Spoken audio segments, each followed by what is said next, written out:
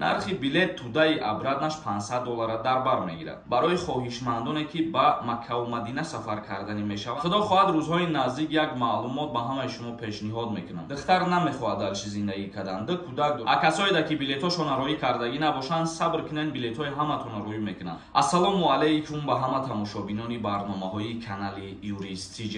тамошобинони азиз, ҳатман дар видео лайк бимонед. дар аввали видео оиди конкурс камтарак суҳбат мекунам. касое ки нафора узри зиёд мепурсам. чӣ хеле ки медонед дар канали ма конкурс рафтесай. а касое ки мехоҳанд билет бихаранд, ҳозиран билет ҳастай. барои билет харидан инами картаи Сбербанкда сумтона метонен партоен. ин карта ба номи Мунис Хуршедович мебошад. имрӯз барои шумо як аксия мекунем. касое ки мехоҳанд бисёр билет бихаранд, ба 1000 рубл 10 дона билетҳо метиҳем. ба 2000 рубл 25 дона билетҳо метиҳем. чӣ қадаре ки бисёр билет хариден, шанси бурд кардани шумо зиёд мешавад. фурсата аз даст натиҳен. имрӯз аксияе. чектона инами рақамҳои WhatsApp-да рӯй кунен. конкурс ҳамагӣ 46 дона конвертҳои пулӣ приз мондагиае. акнун мегзарем ба қисми барномаи асосӣ. маҳдудиятҳои ҳаракат дар ҷумҳурии Тоҷикистон. маҳдудиятҳои ҳаракат барои боркашҳо дар масири Душанбе ва Хуҷанд. аз километри 10 то 73-юми роҳи Душанбе-Чаноқ бориши пуршиддати барф идома дорад. хабар додааст ширкати Innovestis Ron Solution. ин ширкат бо нигаҳдорӣ ва ҷамъоварии маблағ дар роҳи Душанбе-Чаноқ машғул аст. аз маҳдудияти ҳаракат барои мошинҳои боркаши калон ё худ фураҳо хабар додааст. аз сабаби боришоти барф имрӯз маҳдудиятҳо дар роҳи Душанбе-Хуҷанд ворид карда шуд. яъне ки ғайри мошинҳои боркаш, мошинҳое ки мусофирро мекашонанд, ба ин гуна мусофиркашонӣ иҷоза додагӣ ҳастанд. ва ворид кардани ин маҳдудиятҳо барои тоза кардани роҳҳо мебошад. дигар ахбороти мо. масири нав барои сафар аз Душанбе. оғози парвоз ба кишвари арабӣ бо $500 аз ҳар ду тараф. парвозҳо миёни Кувейт ва пойтахти Тоҷикистон ҳафтае ду бо рӯзҳои панҷшанбе ва шанбе дар назар аст. арзиш аз ҳар ду тараф ҳудуди $500 арзёбӣ шудааст. яъне ки парвозҳои нав муқаррар кардагӣ ҳастанд аз шаҳри Душанбе ба Кувейт.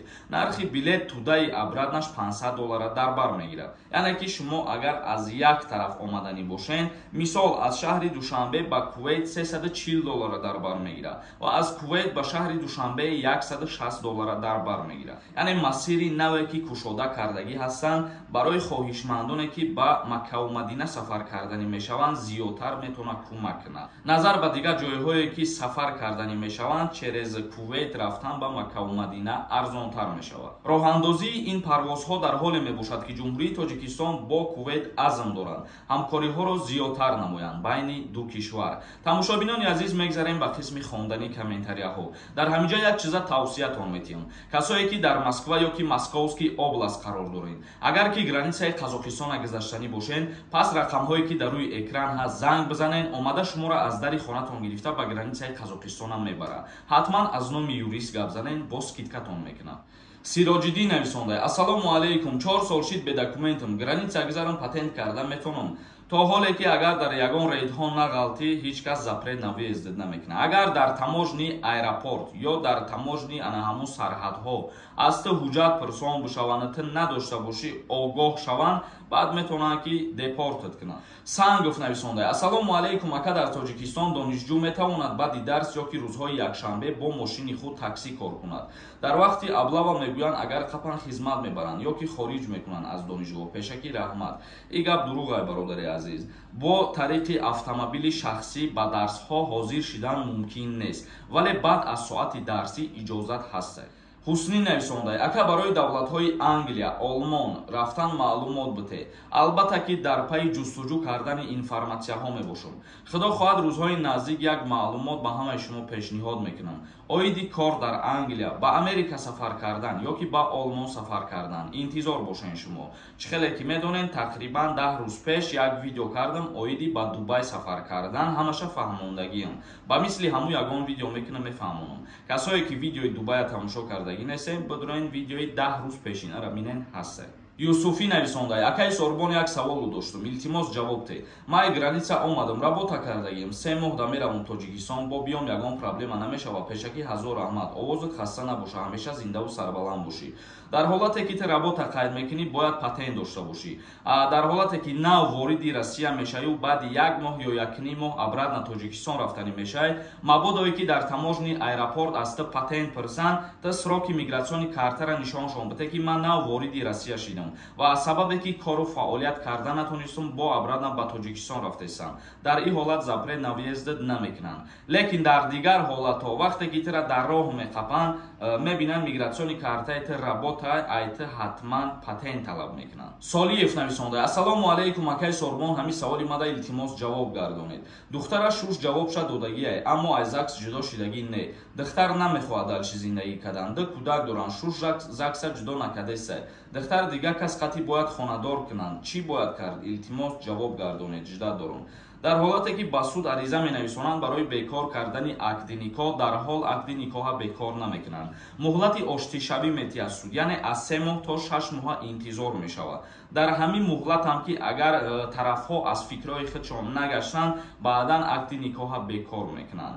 ин баҳсҳои судӣ мебошад, яъне гражданскиян ё боз дар ҳолате ки агар ана ҳамун падари кӯдакон нахоҳад аз ЗАГС ҷудо кардан, аз сари нав павторна ҳамун зан ариза пешниҳод мекунад ки мисол муҳлати оштишавӣ ба анҷом расид ва ман мехоҳам ки аз ҳамин кас ҷудо бошам. баъд дар ин ҳолат ҳалнома мебуроранд, мисол барои фарзандош алимент ҷудо мекунанд ва акди никоҳа бекор мекунанд. Рашид нависонда: ассалому алайкум ака, мо як ҷо меҳмонӣ рафтагӣ будем ва моро заданд. Дар ин ҳолат ҳарди тарафа дела кардесиянд, дар тарафи ёғон шидагӣ. Чӣ мегуфти худо? Тағабозӣ кардесиянд? Не бародари азиз, дар ҳолате ки муноқиша сар мезанад, мисол ҷанг мекунад ду тараф, ялакаи моддаи 237 кодекси ҷиноии ҷумҳурии Тоҷикистон мешавад ва моддаи 237 абаюдния ҳар ду тараф метавонад ки даъво кунад. Мисол ҳам ту метавонӣ даъво кунад ва ҳам тарафе ки агар аввал ҷанга сар кардагӣ, ӯ тараф ҳам метавонад даъво кунад.